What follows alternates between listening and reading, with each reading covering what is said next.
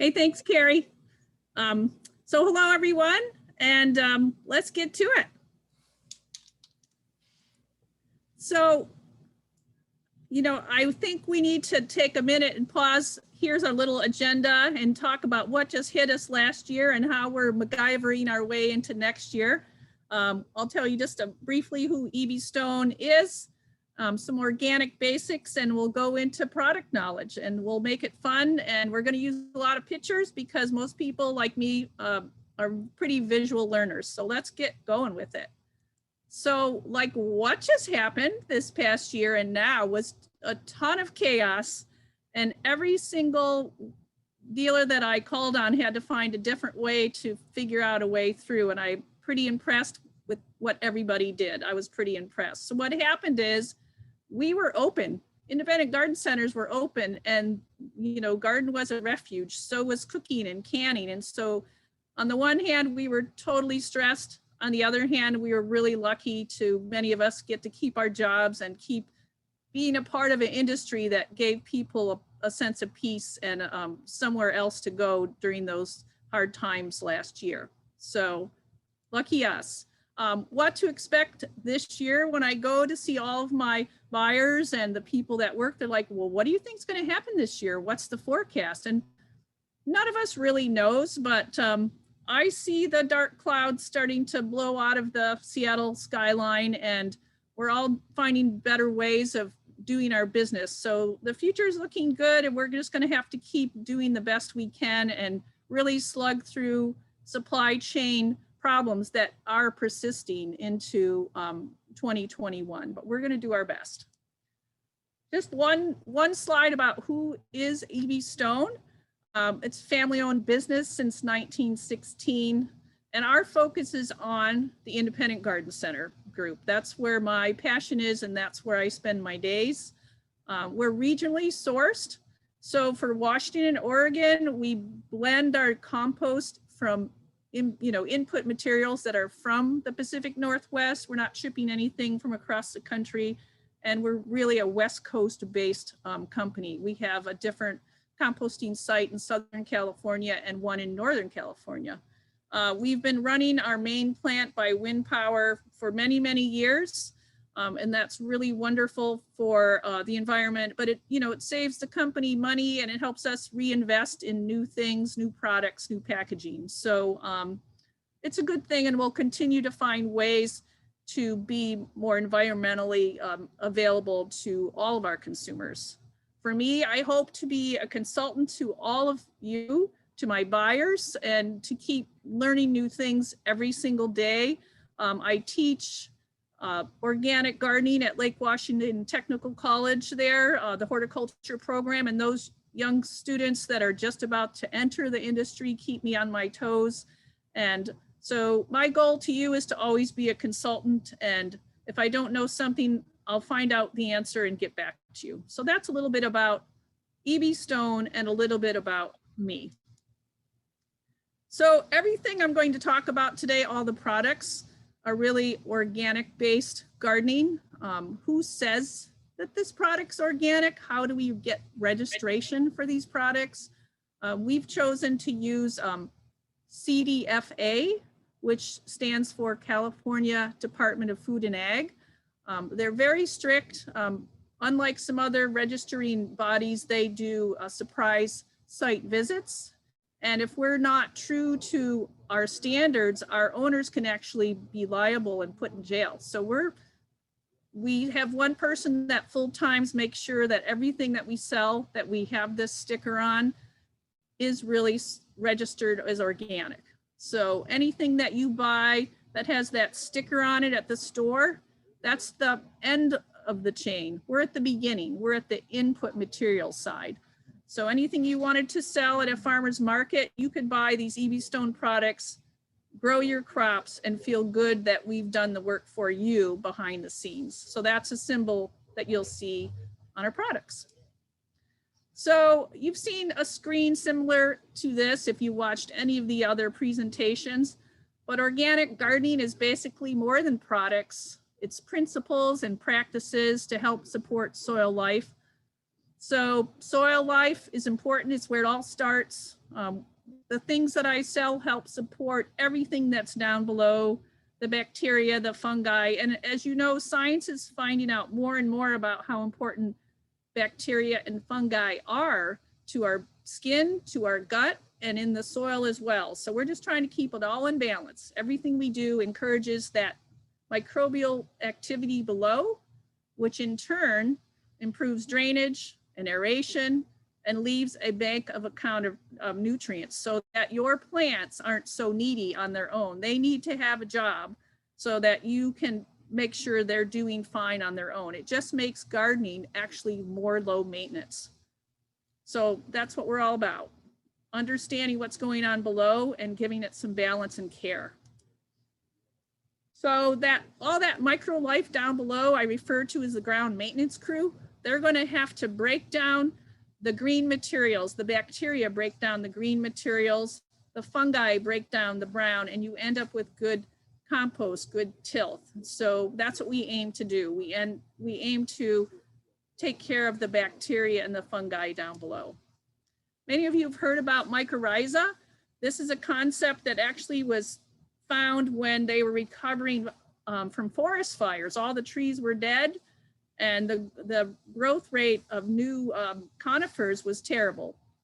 What they found is that the mycorrhiza had been killed from the fire. Once we were able to isolate mycorrhiza, figure out what they were, we were able to add it to any kind of production out in the field, and we brought it into the consumer realm. So what does it do and how does it help the customer? Mycorrhiza are this really awesome symbiotic, this fungus root attaches to the regular root, expands the root surface, absorbs essential minerals, fights against pathogen. It increases the tolerance to extremes, and sometimes it can balance out some heavy metals. So I have a little 60-second video to show you, fingers crossed, and I'll show you a little bit about why they're so awesome and how they actually help in gardening. They help make plants more self-sustaining. So, ready? Let's go. Over 80% of plants live in a symbiotic relationship with a remarkable organism called mycorrhizal fungi. Through this symbiosis, the fungi and the plant naturally develop a lifelong bond of mutual benefit that's existed for over 450 million years. Mycorrhiza is the term used to describe the symbiotic relationship between mycorrhizal fungi and a plant's root system. First, the spore of mycorrhizal fungi germinate in the soil and make their way to the nearest roots. The roots are then colonized by the fungi, and mycorrhiza are established. The fungi penetrate the root and create an internal network of fungal structures inside the root cells, where the plant and mycorrhizae exchange sugars and nutrients. Finally, the hyphae continue to develop outside the roots, forming an extended network of fine filaments, which cover up to 700 times more soil area than the plant's own roots. This secondary root system draws in extra beneficial nutrients and water, supporting a plant or tree for its entire lifetime. All right. Over 80%. So what's really awesome about mycorrhiza is they extend that root system. And as you can imagine, if you're not great at watering, the more robust the root system, the more robust the plant. So we harvest the mycorrhiza, we blend them into our fertilizers and some of our potting soils. And that's the whole point of that, is to help the gardener have a more self-sustaining plant. So there are things, practices that are harmful or helpful to all that soil life. Here's a few things or practices that are kind of harmful to soil life. Over-tilling in farming or in your own backyard, over-raking, which I myself am guilty of because I do love to rake my compost. But overdoing that starts to kind of break up some of those mycorrhiza filaments. Super high phosphorus fertilizers can turn off the mechanisms that mycorrhiza use. Mycorrhiza says, hey, you don't need me, too much phosphorus already. Overuse of pesticides tend to be harmful, and excessive heat. Super helpful to the soil life. Soils, by the way, that are high in organic matter are where mycorrhiza flourish. Soils that are covered somehow with a mulch or compost tend to be very protective and helpful. And also a diverse garden. There were times way back 40 years ago when I started in this business that people would grow a whole backyard of just roses. So a monoculture. And monocultures in farming tend to be a really bad thing because a parasite or say aphid can say, oh my gosh, great, a whole backyard of roses, let's go. So thinking about a diverse backyard is super helpful, and also, once again, makes for a way more low maintenance garden. So these are just practices that will help you out. So why do we even add compost or mulch? Like, doesn't nature take care of itself? Are you just trying to upsell me? Well, not exactly. In the forest floor on the left here, the left slide, you can see that everything that drops is going to stay dropped. The leaves, the dead animals, they're going to stop, they're going to drop, and they're going to add to soil life. The slide on the right is from the Seattle Center. I'm calling this trees in jail, and you can see where this tree might be kind of stressed and it might need our help, right? So here's extreme examples, but when we talk about adding organic life to your garden, it has a basis in some science. So in the Puget Sound, we have a mixture of both clay and sandy soils. Most homes fight a clay problem where it's really hard to dig. We're not getting any percolation of water. Clay soils under a microscope look like sheets of paper, all super packed. There's just no air, and that tends to be a bad situation for plants. Some parts of Puget Sound, or even around your own home where they've pushed around with a big backhoe, you may have sandy areas. The problem there is we have no water holding. What's awesome is if you can add some compost to both of those situations, like our planting compost, you're going to help both. In the clay situation, we're going to add more life. Once you have more life, earthworms, mycorrhiza, air spaces, we get a big plus in managing that clay. If you add some compost to sand, you're going to get more water holding. It's not going to change the complete soil profile, but it will help, especially in areas where you're constantly cultivating and growing. So you've got this one multi-purpose tool, which is really easy to remember, and it's helpful for the 8 people in line that are going to complain of clay and the 2 people in your cash register line that are going to complain of sandy soils. And also places like over in Bayview Gardens in the islands, they have a lot of sandy soils. So let's say you've just gotten a job at the garden center. You want to remember at least a few couple of things. Let's talk about that. New Gardener 101. Ask them this simple question. Today, what are you working on? Are you growing a lot of things in pots? Which, by the way, is a huge growth trend in our industry as more and more people garden on their decks and their patios. They say, yeah, I'm growing everything in pots. So stand your body right in front of the potting soil, right? It will help you help them without thinking too deeply about the finer parts of what they're going to do next. If they say, no, I'm gardening outside, then you can stand yourself in front of the soil amendment section. So hopefully if the package does its job, it will say, boom, right there, this is what this does. It's a potting soil, we're going to call it that. It's a planting compost, we're going to call it that. So that package should be instructions for when you have to go and help the other customer, because you can't, always spend 30 minutes with everybody. So that's what we aim to do with our packaging. So studies have shown that if there are too many choices, a customer will just say, no, too much, I'm going. They had all this fun picking out these beautiful plants. If at the last mile of their time in a garden center, they now have to choose between 20 different things in bags, they're like, no, I probably have something at home. And that's the last thing we want to have happen.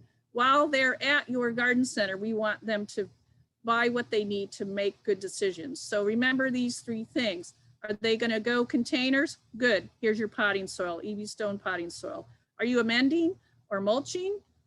Go. Here's a compost. And oh, am I feeding? I've got something called Sure Start. It works for feeding all different plants. So if it's your first day, the customer looks frazzled. If you can remember these 3 things, you are going to be so helpful. You're feel good, and you're going to help that customer that day. And we'll go deep into people that are not generalists, but they're specialists. They're going to say, by golly, I'm going to grow the biggest pumpkin my neighbor has ever seen. And they're going to want to dig deep, and we're going to help you figure out how to help them too.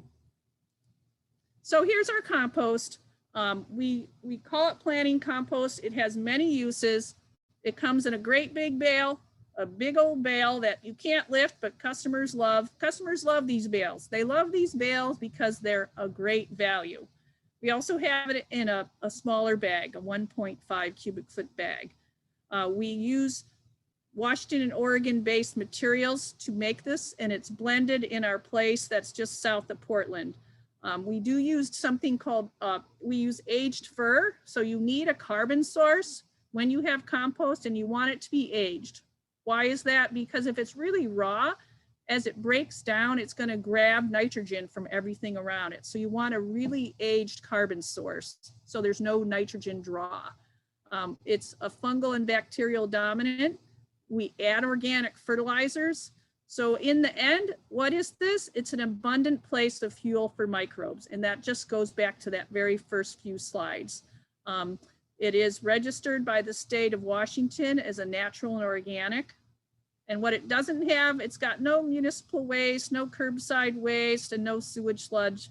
And we don't put gypsum in this product because gypsum's helpful on the eastern side of the mountains for working around pH, not so much, if at all, on the western side. So we'll talk about gypsum and lime a little bit later. So this is your compost that has really been vetted. And you can take a moment, and the garden is a place that isn't a click of the button all the time. It's the anti that. It's a place where you can ask some questions. You can't just push a button and say, oh, this is done. And good for us, because it's really hard to order this stuff online. In many ways, our industry has resisted losing a ton of, at least this little corner, the compost and the plants, resisting losing everybody to ordering this on, Amazon. A bag of compost you could probably order this online to be terribly expensive, and same with big plants. So lucky us, right? So ask a quick questions. Where are you going to use this compost? Are you going to, plant a new tree? If you see them with a bare root tree in one hand and a bag of potting soil in the other hand, you might ask them how they're going to go with that. Because if they just pour that bag of potting soil in the hole and shove the tree in there, we're going to have some problems, right? Or they might say, oh, I can't dig this stuff in. It's just too much work for me. Guess what? You can also mulch with compost. You can layer it on top. So a few quick questions, and you can help a consumer who really just wants to have some fun and abundance in the garden. And resist saying, this is the science. I know it all. This is the only way. I learn something new every single day. And this product training is a way for me to share with you some of the new things that I've learned, and hopefully we're always learning. And that's what makes soil science geeks like me really excited, because there's always something new that we're learning, right? Keep your passion, because that's the most contagious part of all of this. If you're passionate, you love these plants, you love this soil, oh my gosh, the customer's going to feel it, and they're going to just have a lifelong passion for gardening too, hopefully. Let's say they said, well, I'm just doing trees today. I'm mostly doing trees. So let's talk about how to use compost around planting a tree. Many universities will say, we're really steering away from using compost in the planting hole. It's our opinion that you could use a little bit of compost in that backfill, mix it thoroughly, and then put that backfill back on. No more than 25%. Or if you don't want to, you don't need to use any compost in the hole at all. You can put it on top as a nice mulch. What we don't want is compost only under that root ball, because it's going to sink and shrink, and then the tree will shrink. So what we want is a soup bowl shaped hole. We want a little bit of compost in the hole to bring some life. And then you can finish with a woody mulch. You can throw some organic fertilizers in there. So that's our directions for planting trees. Let's say they're like, I'm not doing trees today. I'm just doing my vegetable garden.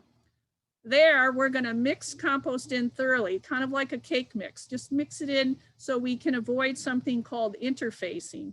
If you get too many disparate layers underneath, we're gonna have a problem with water percolation. So if they're going carrots and veggies and a brand new herbaceous bed, we're gonna mix that in thoroughly. So ask some quick questions about how they're gonna go with their compost if you have time. So here's a couple things, oddly enough, or maybe obvious to all of you, that compost or mulch can't fix, right? So if they're picking the wrong plant in the wrong place, and that's where you guys are front line. Like if they want to put a very sensitive rhodie in the west southwest corner of their garden, they're going to be frustrated, and compost isn't going to help that.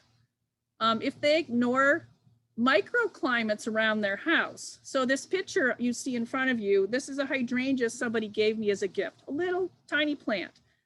Put it on my back deck. It was happy as can be, until a great big tree fell in my backyard that used to really buffer the west sun. Well, that hydrangea started to crisp up and burn like there was nobody's business. So I lost a microclimate. So what did I do? Of course, I got it its own umbrella because I just wanted to keep it there. So that's the umbrella. But each of us, all of our homes have these microclimates depending on where they are in the house. And it's really hard to ask a customer, well, how's the sun there? Because they're like, so ask them where it comes up in the morning, where it sets at night, and then they can get a little orientation. Compost can't help if you've got a girdled root situation, so poor planting work. And it won't help if you're just plain have some poor watering. Here's another type of compost that we have. It's an amendment plus. We add extra goodies into our soil booster. If someone came to me and says, oh, I'm gonna do pumpkins, I'm gonna do what we would call heavy feeders. This is especially good for those heavy feeders, the veggies, the flowers that might need a little extra oomph. So we put all these organic fertilizers and some really beautiful extra aged chicken. And chicken is a really great fuel for microorganisms. And it actually is a fertilizer source too. The package says it all. It's for flowers, it's for veggies, and there's great directions on the back. So this is not the generalist. This is that next step of person that says, oh, I really want that next step up. It's called Soil Booster, and it's an amendment. Here's our little lowly earthworm castings, but one of the most amazing amendments. It's one of my favorites. We use earthworm castings in all of our compost and in our potting soils. So what is it? It's this beautiful, stable, composted material that has over 600 micronutrients, trace elements. It can help if you've got pH challenged soil. It's got so many cool things, and basically what it is, what goes into the front end of the earthworm comes out the back end, and it has for years, and it adds this great, beautifully smelling, dark, rich soil amendment. So we add that to a lot of our products, and we also sell it by itself. It's one of my favorites, especially if you have really challenged soils. We sell chicken manure. Again, consumers' appetite for standalone manures has really waned in the past 30 or 40 years. People used to buy a lot of just manure, but now they prefer it blended into their compost. It's making a comeback now that we're doing more edible gardening. So chicken manure is amazing, especially if it's aged and stable, not hot. That is not just from Farmer Smith's garden yesterday. So it does have a fertilizer ability, but it's very soluble. So that means you're going to get a little nitrogen push on it, but it won't last the whole season. It's going to whoosh in and whoosh out. So if someone says, here's my veggies, I'm going to buy the chicken manure, I'll see you later, I would remind them that they're going to need to buy some fertilizer too, because this will not last all season. It's a soil amendment with a small, fertilizer component. But what's awesome about chicken manure, it's a great fuel for microbes, and this is fully aged. It won't burn. So it's really quite nice. Topsoil is something that people ask for all the time, day in and day out, and they think it's something that it's not. So for us, topsoil is just this very neutral. We don't add any fertilizers to it. It's not boosted. It's really, we intend it to just be for filling holes. So topsoil's topsoil. On the food chain, it's lower. It should be less expensive. It's for filling holes. So everybody asks for topsoil. Okay, here is something more for a specialist, right? Let's say someone says, oh, I'm gonna do on my deck, I would love to grow azaleas or blueberries in a pot. This is perfect for them. This is what I'm calling a hybrid soil. You could use it as amendment to work around under your blueberries. You could use it in a pot to do all your potting up of your acid-loving plants. So the pH goal on this is a little bit lower. It's for black, blueberries, ferns, evergreens, maples.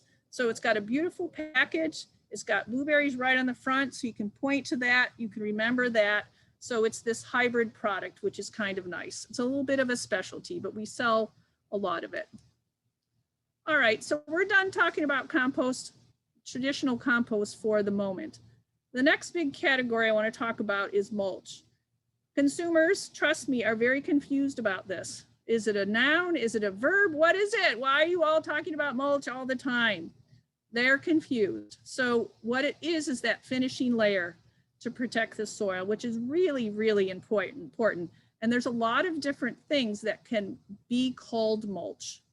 It can be planting compost, which means it's also going to add some nutrient. It could be bark mulch, which is just a nice carbon source. In Atlanta, they use pine straw. Depending on what region of the country, their mulch, supplies of many different things. You can use your own leaves. But what I would recommend against is when I see people laying down black plastic that is not permeable, it makes me, it just makes me shiver, because I know for a fact that that won't last. They're going to put some bark on top of it, and within 2 years, I'm going to see weeds pop up. I'm going to see that black mulch, and it's going to be a big, horrible mess.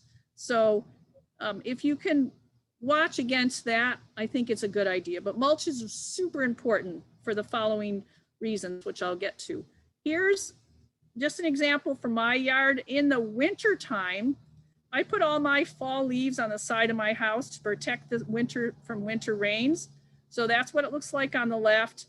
And then come spring, I pull the leaves away, throw them into my compost pile, and that's where I grow all my pumpkins, all my roses. So leaves are a great winter mulch. And they're not in front of my house, they're on the side, so it's not untidy. But a little bit of untidy is like a great thing for the environment. There are hummingbirds in there. There are bees hiding. There are all kinds of things that are hanging out under my messy area. So a little bit of messy can be a great thing. What are the mulch benefits? Why are we recommending this to your consumer? First of all, it conserves water, which is huge. When you're driving down the freeway and you see they're just planting trees, nowadays they're putting mulch around it because they have to go away. The workers have to leave, and they have to conserve water around those trees. If you're near waterways, it will, help discourage erosion. Massively important. Big for me is it does discourage weeds. And if you do get weeds, they're much easier to pull out. And I don't know anybody that likes to weed. I try to clear an area and cover as I go. Because if you clear a big area and then you go away for 2 weeks, nature hates a vacuum. You're going to get weeds already, right? So keep a bag of mulch or a bag of compost on hand. Discouraging weeds is a super helpful thing. If you use compost as a mulch, it will help replenish some nutrients. It insulates the roots, and by the way, it looks great, and it protects your investment, which is really important. Here's just a couple of sources of a carbon type mulch. We sell a bark mulch and a hemlock bark, and they're not the same at all. They do the same purpose, but our hemlock bark is darker, it's very aged, and it has less slivers. So if you don't have little kids running around, you're going to pick out less slivers. Our bark mulch is great for around trees, especially like a woody mulch. It's great for paths. If you have a dog, you know what they can do. They make a muddy path and then they want to come in the house. So I think that mulches of a woody sort are great for those designs. So what's too much and what's not enough? So this is a no. This is a bunch of woody mulch that's volcanoed up against the tree. And what's going to happen is it's going to hold all that water and we're going to get some rot there. So no volcanoes. Quick note. And this is the case of not enough. So this, just so you know, I'm a runner. So when I go running around the neighborhoods, I see things that just go, oh my gosh, I can't believe you're doing this. So this is a neighbor who cleared a whole front area. So you can see it was all cleared. They planted this little something or other. Tag still on, people. Been 3 years now, tag still on. And then they put about 2 tablespoons of mulch around it. So this is not enough. And though eventually all that area around is full of weeds. So that's the other extreme. Another, place where mulches are lacking is the, inevitable row of arborvitae that fails, right? So they want the instant fence. They want the privacy fence. I'll take 15 of your best arborvitae. So what happens here? This is a story that I see day after day. They were poorly planted because it was so full of clay. They just plopped it right on the top, put them really close together, didn't water them. There's no mulch in sight. Of course, it's unimaginative, no diversity. So what are the solutions? Add the mulch, add a hose. And this is what you're going to get. This is what that looked like. Oh, after a couple of years. This is not a great ROI. This is not a great return of investment, right? I hate to see that. So I'm counting on you, the frontliners that know plants, to help our gardeners avoid this really a big waste of money. It's just too bad. So water, water, water. If somebody moved here from somewhere else, they're like, I don't need to water. It rains all the time. Well, our summers are super dry. And if they just bought a new plant from you, it'll take you 1 minute to remind them. New plantings need extra water, at least for the first 2 years. And we don't want them coming back and saying, this plant, there was something wrong with this plant. Well, a little bit of watering will go a long way to save their investment, right? Here's another kind of mulch. Let's say somebody's planting new grass seed, the brand new lawn.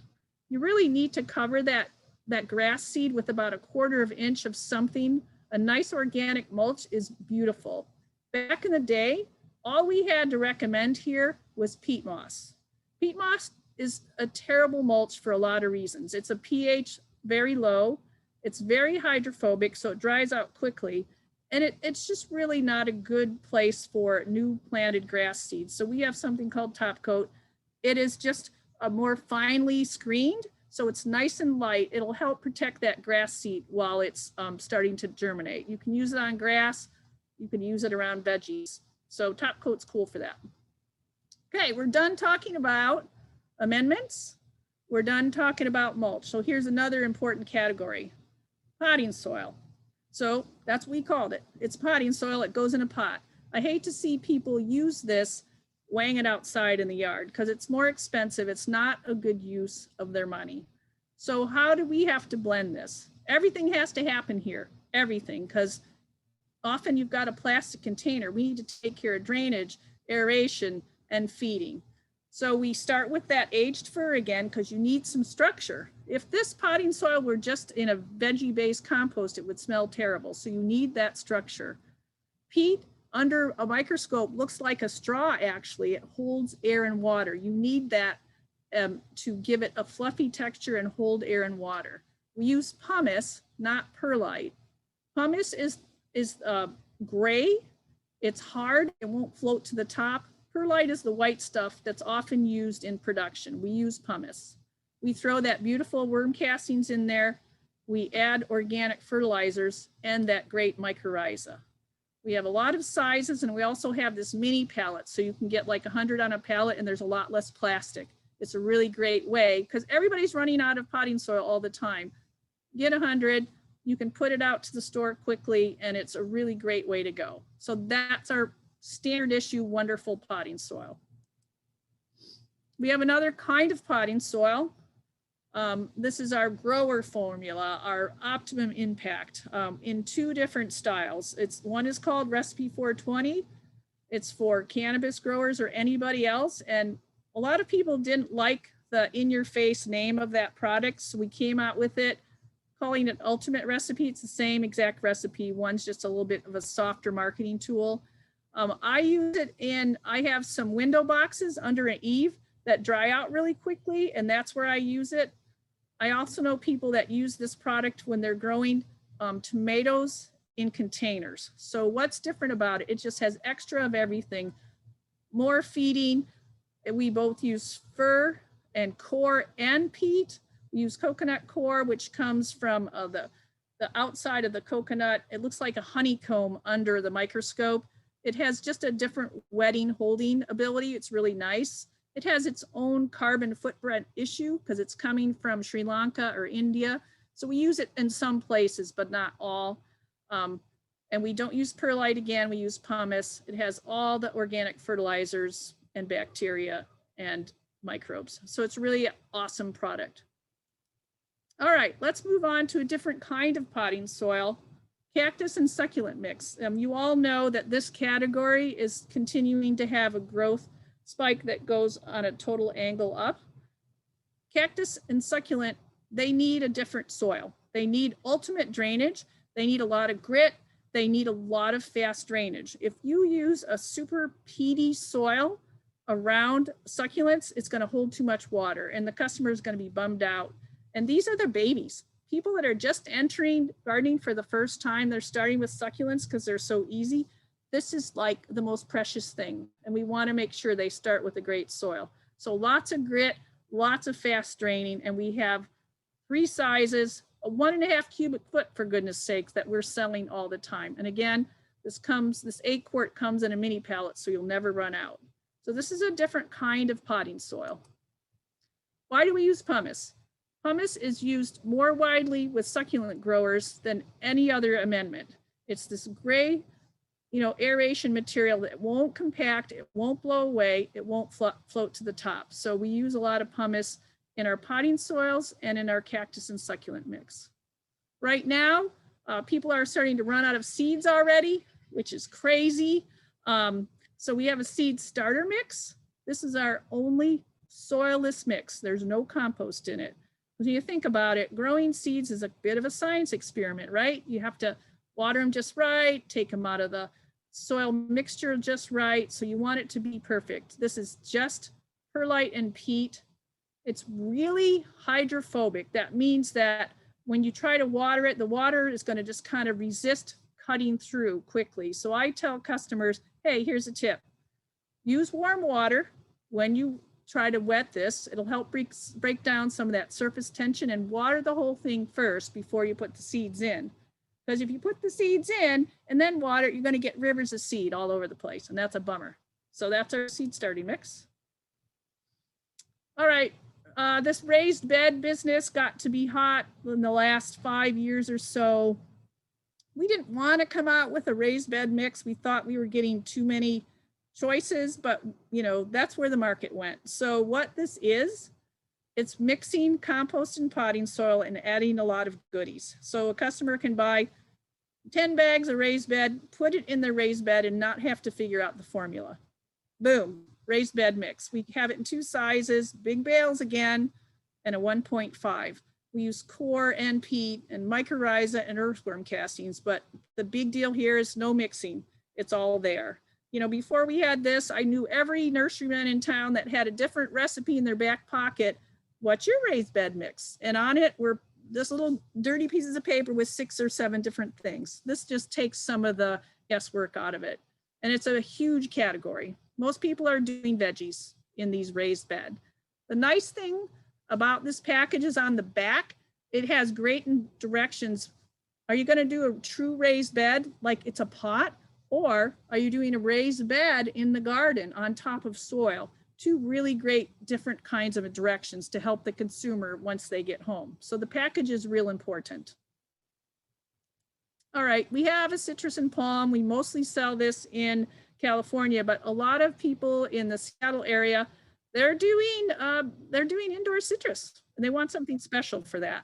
So we have a citrus and palm mix that is really just specifically for that type of growing, for indoor citrus and palm. We're getting more and more calls for this too.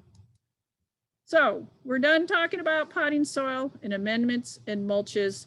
We're going to change gears altogether and talk about feeding those plants. Fertilizer. Most of you know what the 3 numbers on the front of the bag mean. The consumer doesn't know. Often they're just looking for the biggest numbers. I want the biggest numbers because big means more. But in the organic business, big doesn't mean more all the time. It means better. So those three numbers always stand for nitrogen, phosphorus, and potassium. They're the macronutrients, right? Here's a bag of lawn food. That's a 10-1-4. That first number, N, it's responsible for top growth and greening. So that's what you want. You have a lawn blade there. We're going to push that out. That middle number, phosphorus, is more responsible for rooting and fruiting. So bone meal, that's your phosphorus source. Potassium, overall health of the plant. So what's the difference, organic and synthetic? They both have their place. They're really different. If it's organic, it's going to be carbon-based. It's going to resist leaching. It's going to hang on into the soil, so it's not going to have this blue water down your driveway. It acts more in concert with temperature. As soil temperature heats up, so does microlife, and so does availability. Here's the key for me. You use it less often. So it may be a little more expensive, but if you use it less often, it's going to be a net plus to you as far as low maintenance gardening. It's so much more than just plant food. And so we'll talk about that a little bit better. Oftentimes people want a soluble fertilizer. It tends to be salt-based, more soluble, faster acting, and it's more exacting. If you have to get a crop to be perfect by Mother's Day, you might want the precision of a synthetic fertilizers. It's just not what we're talking about today. So there's a place for that. We're going to talk about lawns for a minute. I'm a big lawn person. I'm from Michigan originally. I studied horticulture at Michigan State University. I'll always have a lawn, but it's an organic lawn, and I'll always have it because I just think it's easier for me. What if it's your dream? What is your dream for everyone to take out their lawn and just put in those veggie, raised bed? I think that's great. And that is a great class to take, but 80% of homes still have a lawn. So how do we help them have a lawn that's better understood, more organic, and easier to maintain? Because it shouldn't be a struggle. For me, my lawn is the most fun part of my yard, believe it or not. It's like just my favorite. So let's just talk about how we can get that done. We have a beautiful, beautiful organic lawn food. It's a brand new package. It's all organic. If your dog were to get into this bag and eat half of it, he'd have a tummy ache, but he'd be okay. So that's important, right? About 80% of the calls we get to our 1-800 number are about my dog ate, and fill in the rest of the story. My dog ate, my dog ate, my dog ate. And then sometimes kids, but my dog ate is a big thing. So we want it to be safe, right? So what's important here? Non-burning, long-lasting. This fertilizer will put down 1 pound of nitrogen per 1,000 square feet, which is the industry standard. That's why it's so good. It doesn't smell. It won't smell up your store if it gets warm inside. Things that a consumer can do to make their lawn more low maintenance: mow taller, don't scalp and then, skip 3 weeks.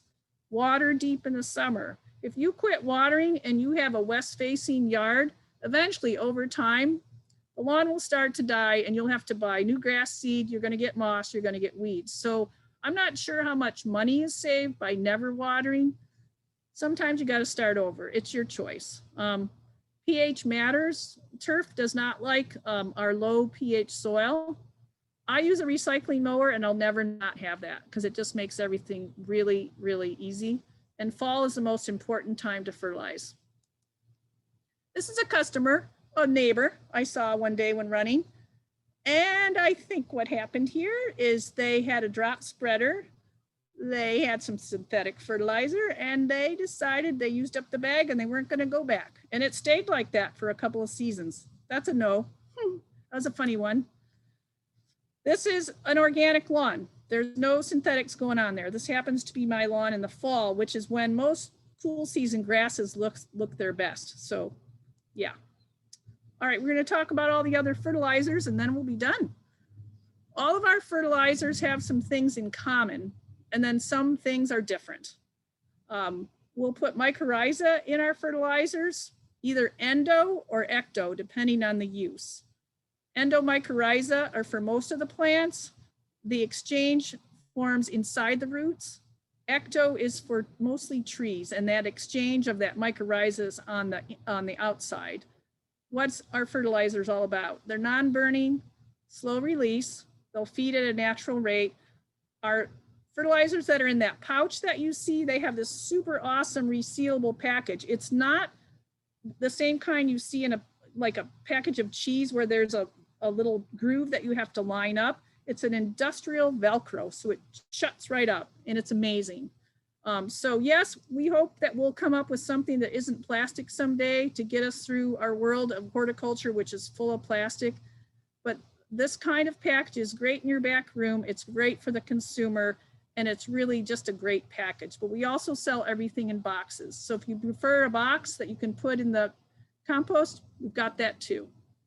All of our fertilizers have the beneficial bacteria, mycorrhiza, humic acids. By the way, you remember that video at the beginning? What you really want to do is make sure you get that into the soil when you're planting. You want that mycorrhiza to get kind of near the roots. So ours is not for scattering on top. Really, the idea is to mix it in.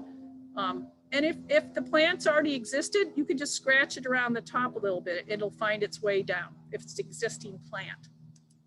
Here's our tomato and veg food.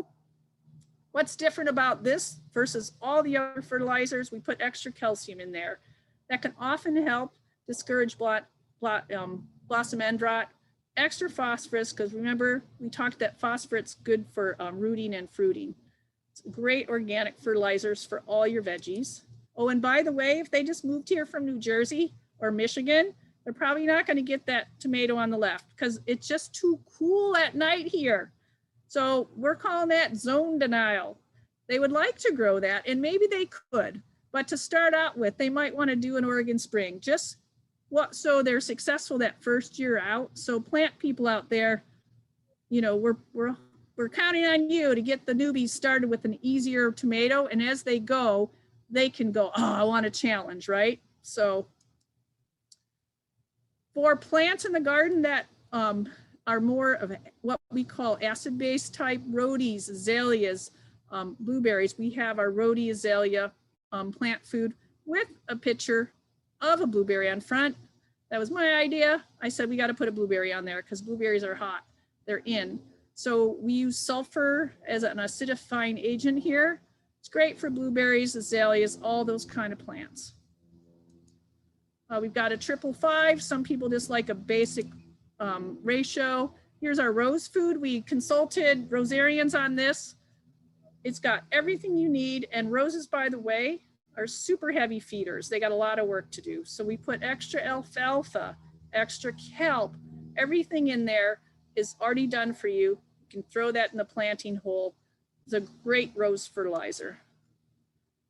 Little bit about alfalfa meal. This is something that Cisco Morris we have to thank for. This has been a passion of his forever. Alfalfa meal, look at that ratio, 2:0:3, not that big, but it does so much more than just feed the plant.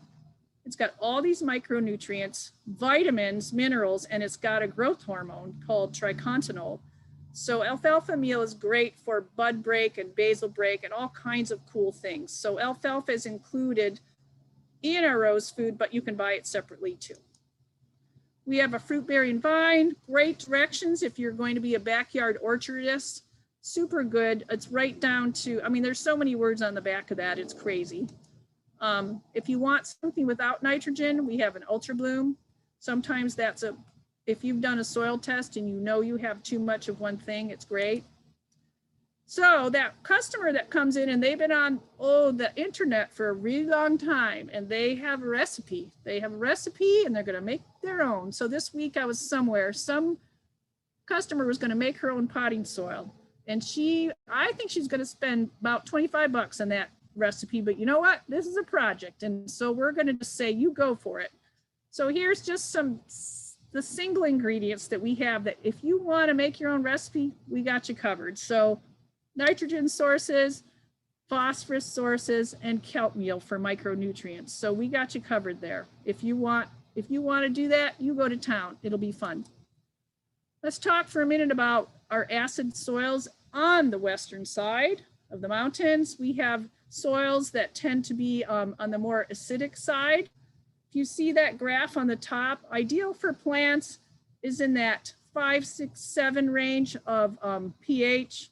Alkalines on the other side, that's kind of an Eastern Washington, more of an issue over there, but people should do a soil test. Do they? No, but people should do a soil test.